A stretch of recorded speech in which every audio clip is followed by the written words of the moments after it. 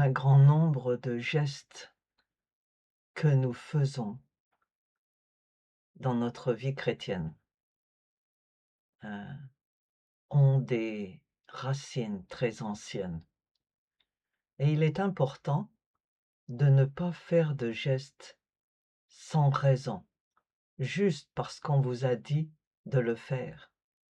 Pour bénéficier pleinement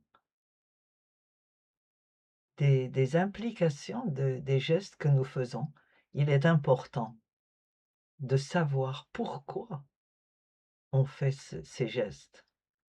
Et c'est surtout vrai, dans le catholicisme, mais ça l'est également, heu, chez les protestants.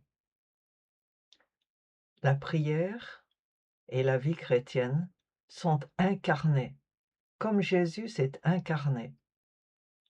Nous prions, nous agissons en tant que chrétiens à travers notre corps. Nous ne sommes pas que des esprits. Et un de ces gestes importants, c'est le geste de la prière. La majorité des protestants prient les mains ouvertes, soit devant eux, comme ça, ou bien les mains ouvertes au-dessus du corps. Mais un des gestes traditionnels chez les catholiques est celui des mains jointes, ce qu'on appelle les mains jointes, que vous pouvez voir dans les peintures, dans les sculptures, dans les fresques, puisque l'art a représenté ces choses. Et ces mains jointes symbolisent la prière, l'humilité, la paix, le recueillement, mais surtout, elles sont nées de la tradition de la féodalité.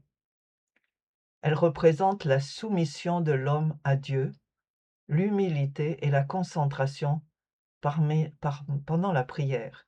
Elles dérivent des rites d'hommage du Moyen Âge, où le vassal plaçait ses mains dans celles de son suzerain pour s'en remettre à sa protection. La société féodale était organisée autour des seigneurs. Les liens d'homme à homme existaient avant l'an 1000, mais au IXe et au Xe siècle, le pouvoir royal était affaibli et les hommes se liaient davantage entre eux. La fidélité entre le seigneur, c'est-à-dire le patron euh, de la région, qui possédait un château et des terres, la fidélité envers son seigneur devenait un véritable mode d'organisation de la société. À partir du XIe siècle, les vassaux, c'est-à-dire ceux qui sont autour du seigneur et qui sont sous lui, sous sa responsabilité, sous son autorité, entourent le seigneur. Ce sont souvent des guerriers qui lui doivent un service militaire, mais également d'autres services.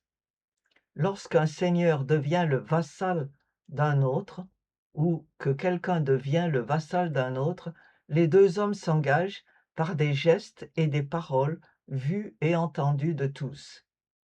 Le vassal, au cours de la cérémonie, sans armes, tête nue, s'agenouille devant son seigneur en signe de soumission et place ses deux mains jointes dans celles du seigneur en disant « Je deviens ton homme ». C'est l'hommage. Et puis il se relève et debout jure fidélité à son seigneur. Il lui prête foi. Et le devoir du vassal, c'est d'obéir à son seigneur et d'entrer à son service au jour le jour. Le seigneur, lui, est responsable du vassal, en particulier responsable de sa protection, à une époque où de nombreuses guerres locales et intestines dérangeaient la vie quotidienne. Et c'est de là qu'on a cette attitude, donc le vassal les mains jointes et le seigneur les mains ouvertes pour recevoir ses mains jointes. Ce rite a perduré longtemps.